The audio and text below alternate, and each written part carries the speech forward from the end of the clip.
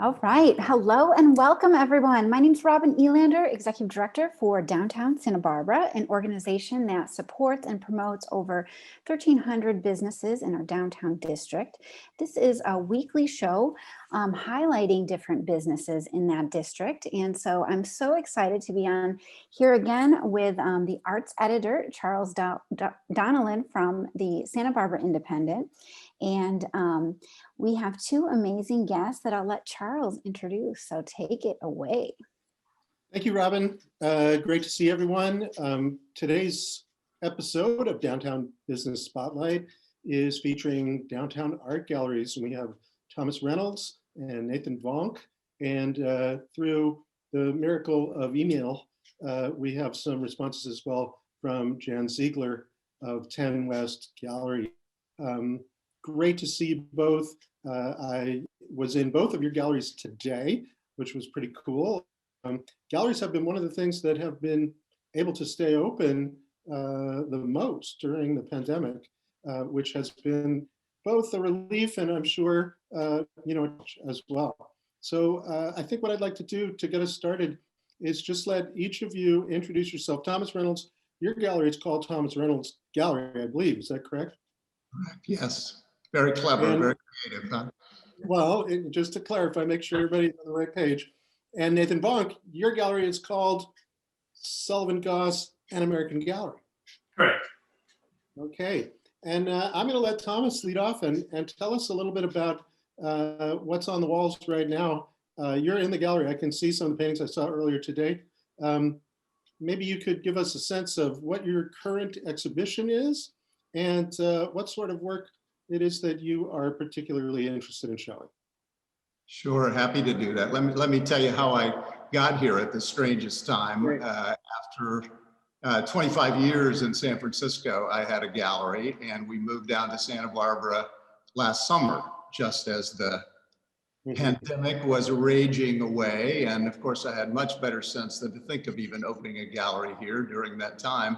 But it was just as State Street was turning into a promenade and kind of coming alive with people and restaurants and activity. Robin and her crew really starting to get things going.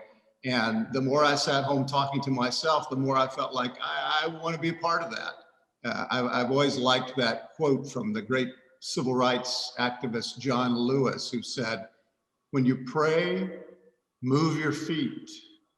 And so I thought maybe there was a contribution I could make to the activity on State Street and that I wanted to be a part of it. And so I'd hoped to do a 6-week pop-up during the holidays, as I have done in recent years in San Francisco.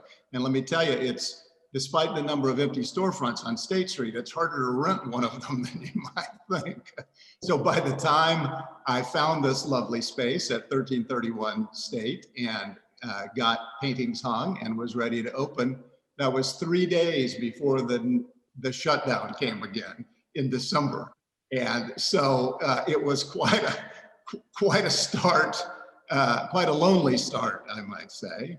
But I felt like I couldn't stop after 6 weeks because I'd hardly started. And so I have continued, and mostly what I have concentrated so far on is not to put on a full big exhibition, a solo show of a single artist, but rather to begin to introduce in Santa Barbara some of the artists that I've worked with over the last 25 years.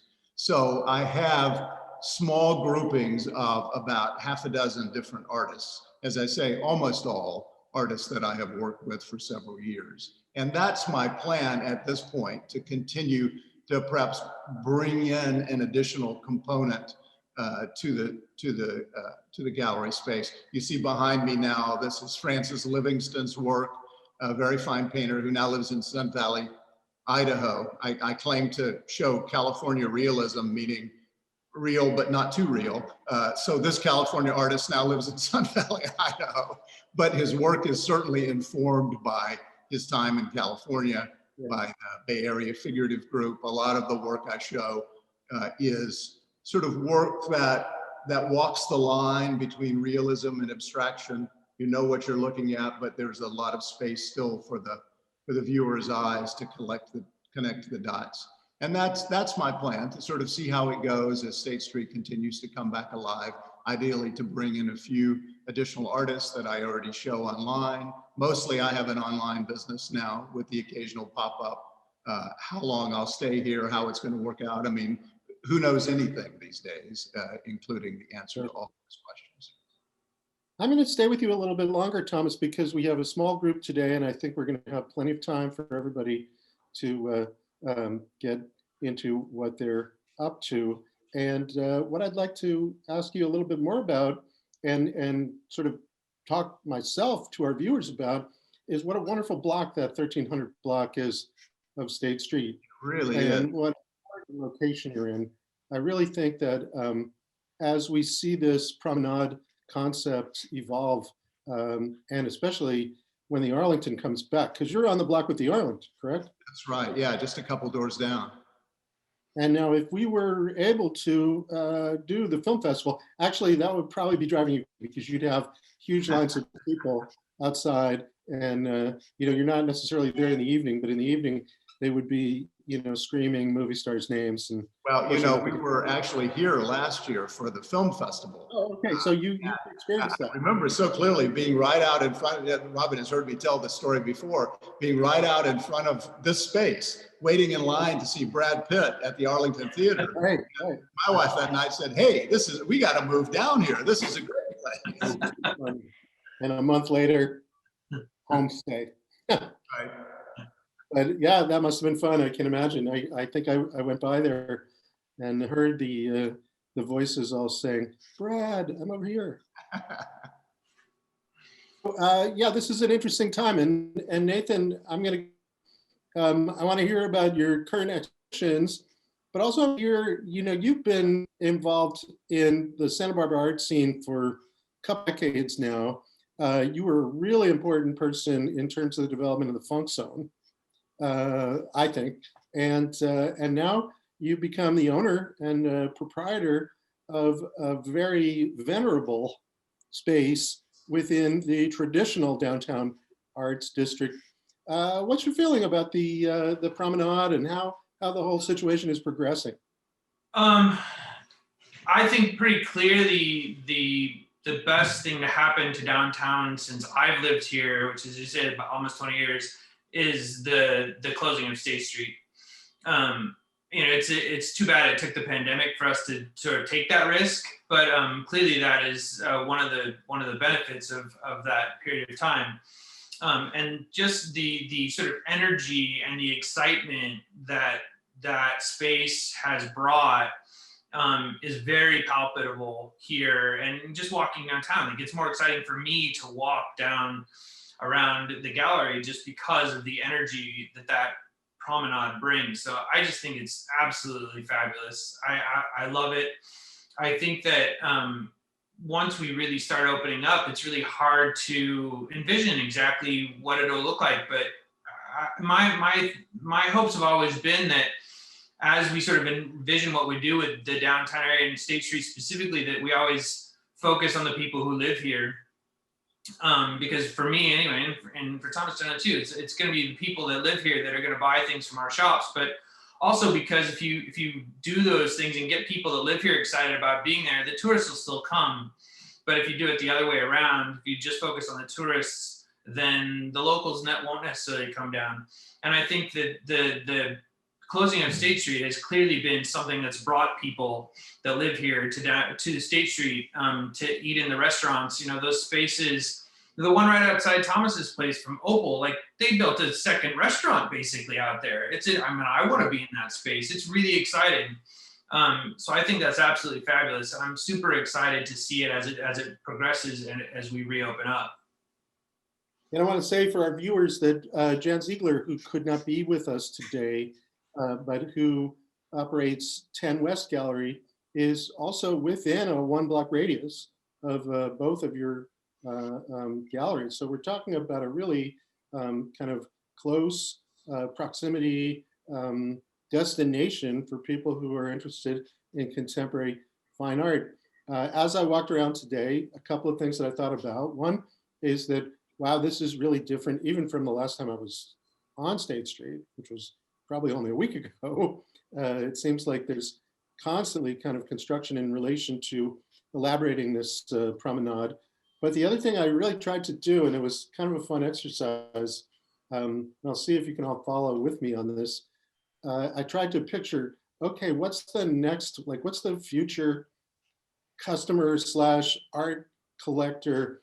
So I had this vision of these masked people, you know, maybe they're wearing athleisure gear, they're on e-bikes for sure, and they're using their phones to buy NFTs at the galleries, you know, and I don't know. I mean, I'm just trying to put all of Right. There's a lot of new things going on here. many of those things are actually, I don't know about the NFTs yet, but the e-bikes are definitely there. Oh, and they're eating bao for sure. You know, and bibimbap. Well, I think one thing about your vision is that art galleries, it seems to me, really are perfect for what's happening on State Street. And you can say a lot of other places as well, but you know, we know that retail has been in decline because of Amazon and other things like that. We know that the typical activities on something like State Street really are changing. Right. And we know from the number of empty storefront that there's a need for sort of new ideas, and everybody talks about experiential shopping, you know, places that have experiences, not necessarily to buy things. And really art and art galleries are just perfect for that. I mean, you wander in, you take a look, there's no touching generally, there's no crowds generally. So it really could, I think, be a very important part of the future of State Street. And we've got a little bit of a critical mass. I mean, in addition to Sullivan, Goss and 10 West, there's the Waterhouse Gallery, which has been there for 35 years, just another block south in La Arcata. Santa Barbara Fine Art. I think Richard Schloss is, you know, is one of the very best ever painters of the San Francisco, Santa Barbara light and atmosphere. So there's 4 or 5 right now within a 1 or 2 block area, and I could see the possibility of more. We're going to have the Santa Barbara Museum of Art back online very soon. You know, maybe Nathan, do you know? I mean, we're in the red tier, right? They could conceivably be back open soon. Yeah, James Glisson from the museum, the contemporary curator there, was just in the gallery minutes before I came to do this. And he said, it's so nice to have a gallery I can just walk across the street and go into. And I said, I can't wait when I can do the same for you. And he said, it'll be soon, but he couldn't give me a date. And I think they just don't know. And it's not just COVID related. It also has to do with the sort of lingering things left from the construction they've been working on. And all of those things have to sort of finish up, and we have to get back into, you know, COVID tiers that allow them to reopen. But once it reopens, it's going to be a really celebratory thing, because none of us are going to recognize the building we walk into. It's going to be a very, very different new spiffy space. They're adding a significant square footage, and they are adding significant gallery space for contemporary work. Right. I think it's going to have a big impact on the kind of person who's going to be coming to that arts district, which is great. I should mention Jan's Gallery 10 West right now, and make sure that we include her at least in the conversation in the third person, because she's doing something very interesting that's a little bit different from the traditional gallery business model. Her gallery is a cooperative. It's funded entirely by the artists who show there. They pay dues to the gallery in order to keep the place in operation. And this allows them to have the benefits of a professional curatorial sensibility, a really great location, 10 West Anapamu, and at the same time to have a kind of stake in the business. And I think that's a really interesting alternative business model for a city, especially like Santa Barbara, where you have a lot of people working in a lot of different media and doing interesting work, who are not only capable of in their own work and participating in this kind of a cooperative, but that are also you know, able to sustain that kind of participation.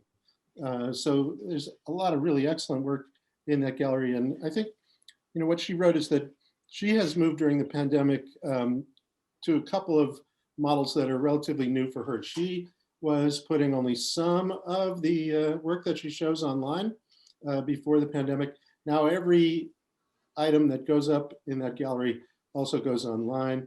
And then another thing that she mentioned in her email that I thought was interesting is that the model prior to the pandemic was focused on smaller groups of artists for periods of time, but now it's a little bit, I think the exhibitions run a little longer, and she has a little bit wider range of people. Maybe you could talk a little bit, Thomas, you do a great job of documenting what's happening in your gallery on your website, and you use both video and still images to help people understand what's available. Is that something you've been doing for a while? It looks like you started that before you even came down here. Yeah, it is. I'm afraid it's a vestige of my my old background as a journalist and a newspaper person and a magazine editor. I actually had one of the first gallery websites, strangely enough. Now everybody's got one, but I opened in '94, and in 1995, I set up my first website, which is very rudimentary, very much like it is now, I'm afraid. But I have tried not only to have the exhibitions up and the artwork up, but I've developed a second site that I link to as well, an Art Matters site, not the only Art Matters site. I noticed the museum series here is called the same thing. But what I've tried to do there is take more of a journalistic approach and tell the story of the artist or tell the story of the exhibition. And once it was possible with the phone in your pocket to do videos and interviews and things of that sort, I began adding that to it as well. And it, as I say, it's mostly a function of my own background. But what I found in being in the gallery is that people wanted to know, who is the artist? Why should I be interested in this work? What's the motivation? What's the interest in this subject matter? And so I have found that telling stories as well as showing images, it's a nice combination. I agree. And, this is a great lead into having Nathan talk a little bit about what Sullivan Goss does, because I think, like Thomas Reynolds, you have invested an extraordinary amount of time and energy in documentation. And really, Sullivan Goss, and I've followed your work and Frank Goss's work and Jeremy, all the folks that work there for a couple of decades now. You're almost like a little museum in some ways. You do catalogs, you do a lot of archival research in order to handle the various different estates, and you produce excellent web and video content. Tell me a little bit about that. It's a big investment of time. It is very much like what Thomas said. Like, part of it just has to do with just communicating the value of art to a person and to the community in general. To express to somebody why something is more than just a pretty picture, it requires a story. And that story can be told through an essay on a website or through a video. And so all of those things are part of us sort of communicating the importance of the work that we do, so that people see them as something greater than just this beautiful image, which we hope that they find them that, but they're also more than that. But also, as an institution that's been around for so long, that I've only been a part of for a portion of, one of our jobs is to document and preserve the history of the community and the art that's made here and the art that takes place within the walls of Sullivan Goss. And frequently we bring stuff into Sullivan Goss specifically to help document that's the other things that go on in the community. And so as printing has sort of died and catalogs used to be the thing that were produced for most shows, web content was something that we started producing in part just for legacy purposes. Sometimes artists will come to us and look at our, we have a YouTube page and we put things on Facebook and everywhere. And the videos we produce will frequently only get, a couple hundred views in the first month or so that they're out there. And I was like, why do you bother? It takes up so much time and it's a lot of resources and nobody sees them. Do they lead to sales? And the answer is that no, they don't frequently lead to sales, but that's not why we do them. We do them because you don't have the sort of tangible artifacts like catalogs of shows. And so we produce those videos for that one art historian 50 or 100 years from now that might watch that video and then know what was going on in Santa Barbara at this day and time and have some sense of the culture that we are a part of. And, you know, if they're writing the book of Santa Barbara art history, those web videos are the data that they'll use to write those stories. And so it's a really, really important part of what we do, even though it doesn't directly lead to sort of getting the bills paid in that direct fashion. Well, and I want to take a little bit of an issue with you in the sense that you don't have to wait for the art historian to come along. The journalist is already using that information on a regular basis, and what it's doing, and I think it's doing it for a lot more people than you might suspect. What it's doing is it's making it possible for people to appreciate the richness of the art historical context within which we live, because California has a very significant art history and Santa Barbara has a major place in it. And between the two of you right now and the people you work with and the artists you represent, you're really doing an amazing job of telling that story. I mean, I can learn a lot visiting your gallery and from visiting your websites. And also I can learn a lot about Bay Area realists and maybe some painters who are based in this area. There's so much going on, and a lot of them knew each other at various different times, have studied with each other. And when I talk to the artists themselves, this is incredibly valuable to them, that these connections are being established and maintained in some sort of coherent way. Because Absolutely. Without the folks behind this to document this situation, it's ephemeral. We have the, but we don't have the stories. And I really believe that the stories are so important, not just because that's what helps have something to say, but because that it's the context in which the work becomes meaningful. It's interesting that you say that, Charles, because I grew up in Florida, and then after law school and a few years in Chicago, came out to San Francisco, to California for the first time. I knew nothing about California. And art really became the way for me to learn about this part of the world. And because I was in the Bay Area, the Oakland Museum was such a fabulous place. They had a whole collection organized that you could just take a walk around the main art gallery and get the full story of California. It's a fairly short story, from the Gold Rush, the Yosemite painters, the Impressionists, the Tonalists, the Modernists, it's a fairly short story. And so it became a way for me to learn about this new part of the world that I was living in. And you find out, as you point out, that it's different in Northern California, it's different in Santa Barbara, it's different in Southern California. And there's a story there that makes sense.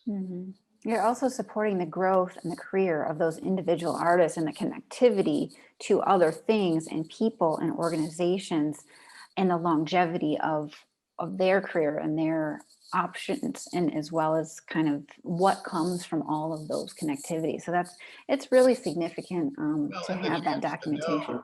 To know some of the people, now that they're gone, having the videos of Theophilus Brown, for instance, who Nathan has shown and I showed in San Francisco. Theophilus Brown and Paul Warner, partners, very important part of the Bay Area figurative movement. But to hear him talk about meeting Picasso in France when he was a young guy, I mean, those are fabulous stories. And he told them so well. So hearing their voice is something that you can capture in words, yes, in catalogs, yes, but in video, when you see them tell the story, I think it can be really very powerful. Absolutely, and it's really crucial in getting people who maybe don't have an education in art to have a meaningful connection with what they're looking at. That's a really, really powerful tool, exactly as Thomas said. And there's often a kind of preconception that there's a hard distinction, a hard line dividing representational from abstract art. And I think, it's not a hard line anywhere, but it's really not a hard line in California.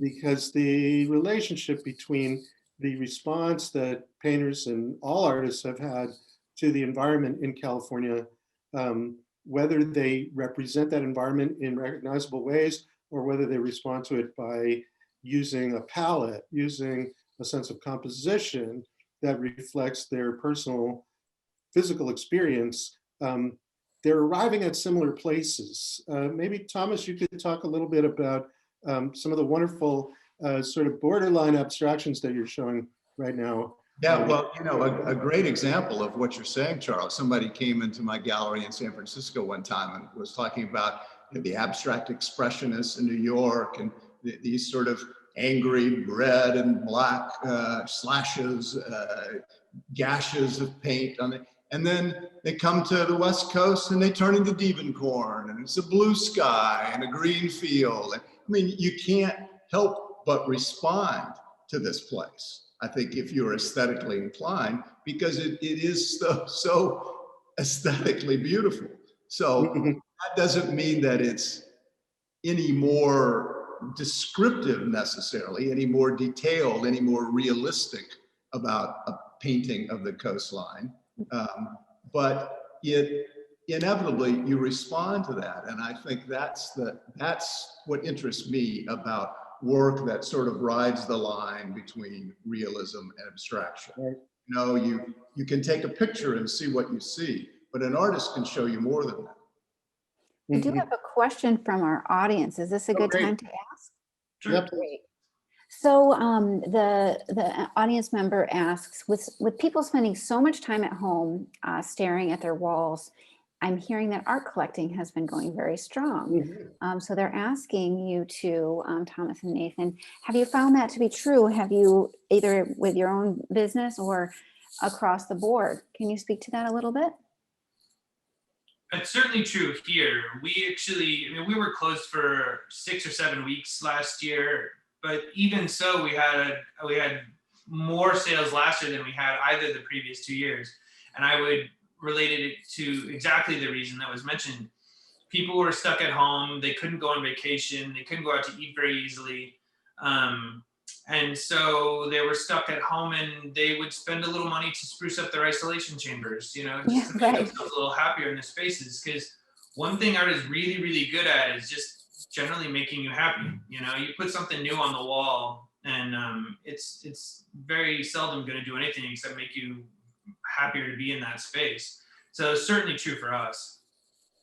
Yeah, I would say go ahead. It's sort of my experience has been that my online business has been very strong. People who've been interested in the artists that I show have remained interested in them, and maybe they have more time in front of their computers to see the things that I have on my website, the stories, videos that I post. On the other hand, I came down here at such a strange time and opened at a stranger time in a way when the second lockdown came along. So, I really haven't met very many local people or made very many local sales yet. Charles got an earful from me today on how he ought to write more about galleries in Santa Barbara, especially new ones that show up at such a strange time and open. But I think that nobody really knows I'm here or knows the kind of work that I have. So now they do. It's quite as fair a sample, but it certainly has been true online. I mean, I have continued to ship a lot of paintings back to San Francisco and to other parts of the country. It's a very good point your listener makes, and one that other people ought to pay attention to as well. It also aligns with some additional trends in similar industries. So furniture and, home goods. People are getting cozier in the home. And so there's back order for sofas. for some time. So that's probably very much aligned there.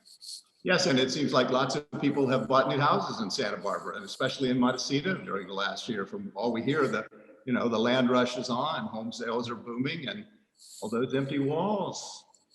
Gonna have to do something. Oh, and all those comfy sofas that are back ordered. I used to, when I was frequently attending live performances a little over a year ago, some nights when I'd be on the third or fourth night in the week where I would be going out to a performance, I'd be delighted to go to something, but I would look longingly over my shoulder at my sofa and say, I want to be with you, but that's over. We've been together all year. Well, everybody's paying attention to bookcases and what books people shelf behind them on Zoom calls. Maybe we need to focus more on the paintings that are on their walls as well. Hey, Nathan, Yes. this is kind of a, I don't know, I don't want to make too much of a generalization about this, but I just want to call attention to the extraordinary success of women artists this season in your gallery. Just several really successful shows consecutively. Marie Rendon today coming in and seeing not only how great the work was, but also all those round red stickers there. This feels like something's happening. You want to address that a little bit? Yeah, I mean, it's sort of something that we never set about with a specific intention of doing, but that just sort of came about organically. And when we sort of reflected upon it, and one of our staff meetings, we sort of said, look at this is really a special thing, and we're working with some really amazing artists. We should do a little bit more to specifically emphasize it. And we actually, one of the shows we have up now is called Real Women, and it's about realist American women artists. And the show was originally intended to open in January, but we all know how scary sort of November, December was when the second shutdown happened. And so we looked at our schedule and said, we don't want to do this amazing show at a time when no one will come and see it. So we looked at what was possible. To move it backwards. And when we discovered that March was National Women's Month, we're like, oh, well, that's clearly always have meant to been that way anyway. And some of the lots of that room in specific happened just because we already work with some really great women realist artists that are part of our program. With Maria's show, she's somebody we've been working with for on a smaller scale for years. And I was thinking of her when you were mentioning that sort of differentiation between representational and non-representational and how you connect with the landscape, because most of her work is quite abstract, somewhat representational, but the way in which she connects to the landscape or the environment in part is that she uses rainwater that she collects in her painting to create those shapes, those bright colors. And the fact that, we've always liked her work, but we've gotten to the point, where we've sort of moved the bar to a certain space where we can have a show like that, where the work is quite abstract relative to the sort of plein air tradition anyway, and have it open, on Friday, and there's, I think, 4 paintings left in the entire show for sale. That's really extraordinary, and I don't think that was possible 5 years ago. But it's something that I'm just really excited by, and the fact that we basically, the entire gallery is all women at this point, with the exception of Patrick Hall, who collaborated with Linda Weinman in the ceramic show in our back room. Again, that wasn't really a sort of conscious decision; it just happened that way, and I'm happy that we can say that it did. Yeah. Well, you reflect something that I really I appreciate so much, which is that I think we have a critical mass of really talented, international quality women artists who are, mid-career in Santa Barbara, living in Santa Barbara. I mean, I've known Maria for, 15 years now. Right. And she was a UCSB MFA, I believe, at one point. And then the show, a couple of weeks ago with Julika Lackner, Claudia Borfiga, and Yumiko was a fantastic show as well. And, I happened to be in the gallery. Oh, that's right. You can't have openings, right? Right. You can't really do a lot of the things that you would ordinarily do. And I happened to be visiting on the day that they met one another for the first time. And I was looking at the Real Women show with Susan, with your colleague Susan, and they were kind of at the other end of the room talking amongst themselves, and just the sound of their voices, enjoying each other's company, laughing, getting kind of loud at certain points. It gave me this incredible feeling of optimism and joy about what we all have to look forward to over the coming months, because this is going to be an incredibly powerful experience that we are going to share in Santa Barbara. The reopening is going to be unlike anything any of us have gone through before, and it's going to be emotional, and it's going to be really fun and interesting. And you people are doing the work that's going to make that possible. You are creating, and as they say, holding the space that will be where this reopening joy will be taking place going forward, which is just fantastic. So thank you for doing that. And can't forget Jan too. Jan, you are with us in spirit, because Jan is also holding the space and really doing a lot, especially with that collaborative, cooperative artist-based model over at 10 West. Well, and Jan credit too for being a great colleague. She has really spearheaded an effort that's not quite out yet, but of doing a brochure that lists all of the galleries in the art district, not only ours, but a few in the public spaces as well, providing a map where everybody is, putting together a website now. So she really is giving a lot to the collective effort, not only. Absolutely. One of the great exemplary people in terms of service to the community, Jan Ziegler. She is tireless, and she is incredibly positive and nurturing towards so many different people, so many artists, and she's just always been that way. And it's great what she's doing over there at 10 West.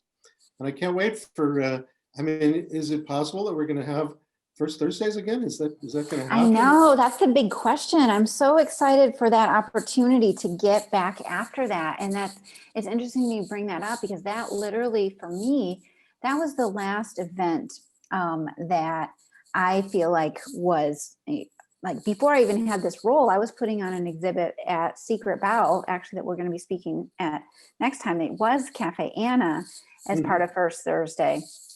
And then it was just at the point where you were starting to hear about the coronavirus, and everybody was like, oh, I'll still hug you, but Yes. It was right at that point. And then only a few days later, that was March 7th, and that was the end of it.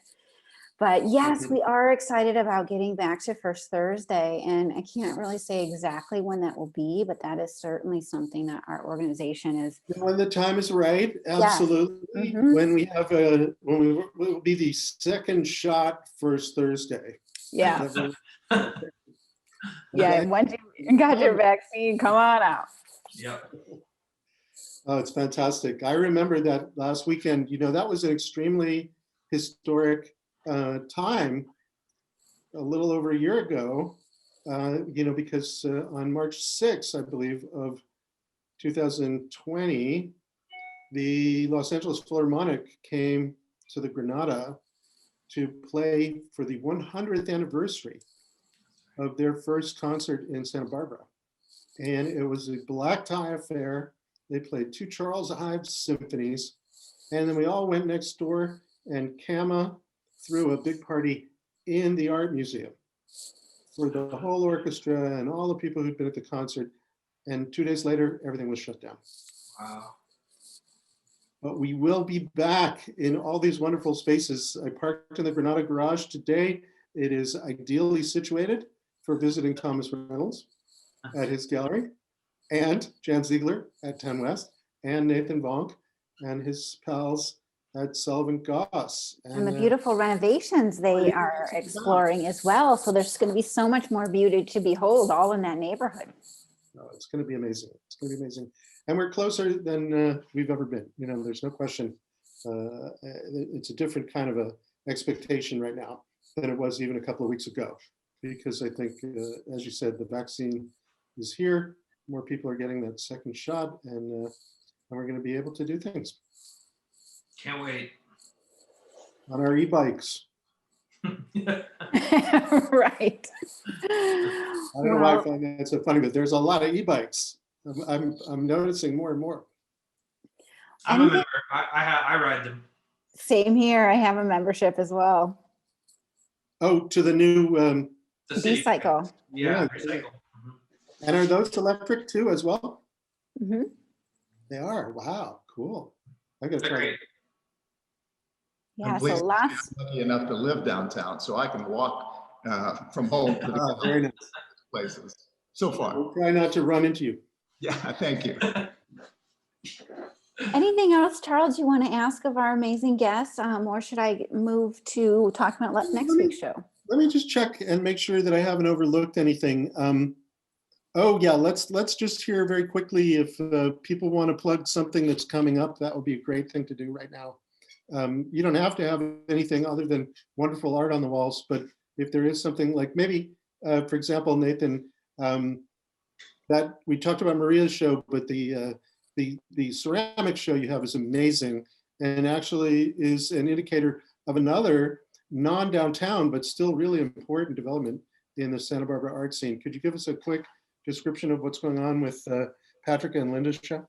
Yeah, so we've got in our third room, we've got a show of collaborative ceramics by Patrick Hall and Linda Weinman. And they're two of the principals at a place called Clay Studio, which is in Goleta.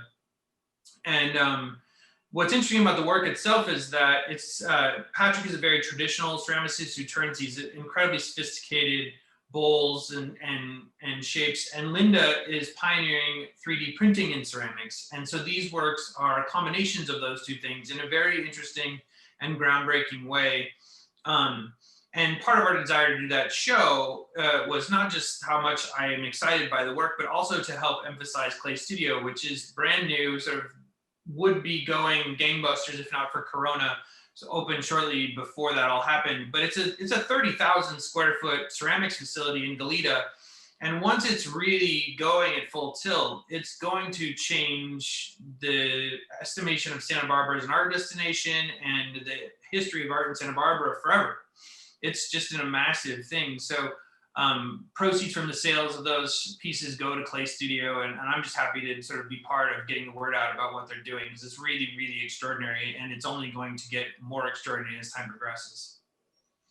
Yeah, I had a chance to go out there and tour the facility with Patrick Hall, I guess it was 2-3 weeks ago, and it's stunning, and it is going to be transformative, because I think people are going to come not just from all over the country, but from all over the world to use the facility. I mean, it's designed to attract people who are high-level ceramicists, but it's also super high tech.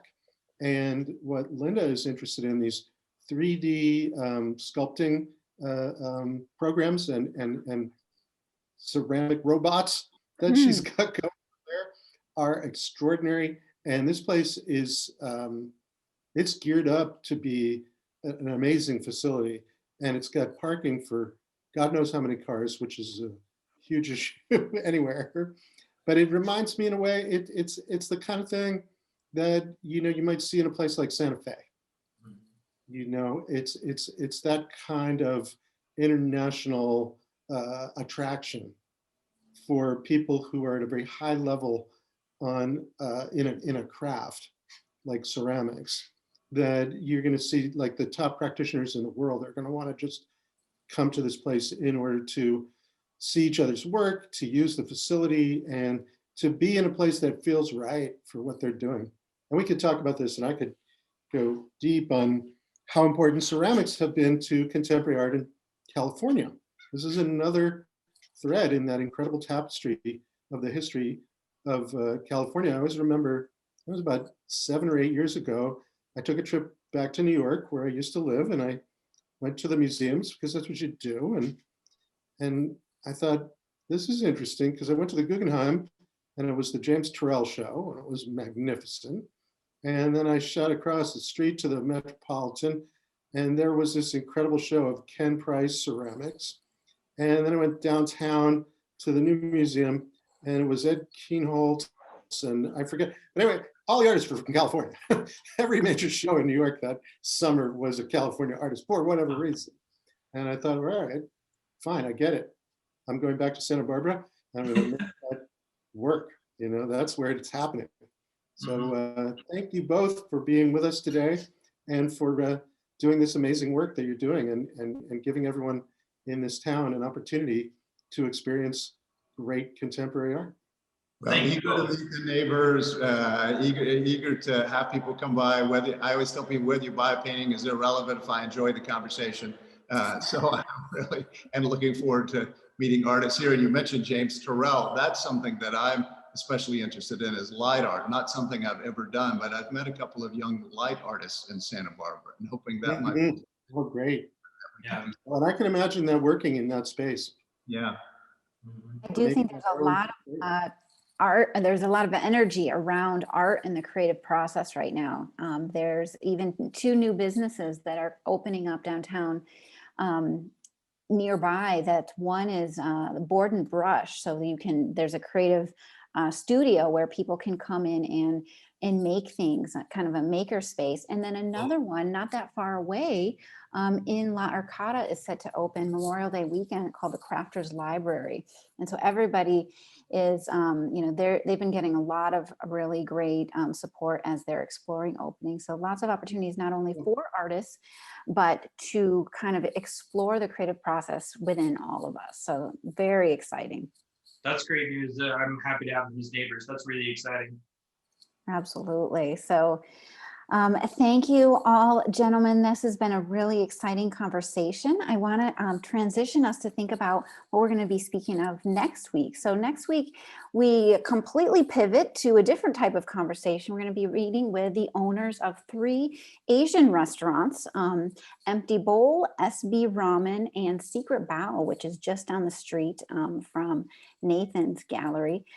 And that's going to be at 3 o'clock on next Thursday. And today, as always on Thursday, we have the State Street Promenade Market, and it is gorgeous out if you are watching this from home. So come on down, go to these 2 galleries that we spoke to the owners of today, and check out our local artisans as well in the State Street Promenade Market. We will see you all next time. Thank you, Charles, for being a great host. Thank you, Independent, for this wonderful partnership, and we will see you next time. Thank you, Rob. All right. Thank you. Bye-bye.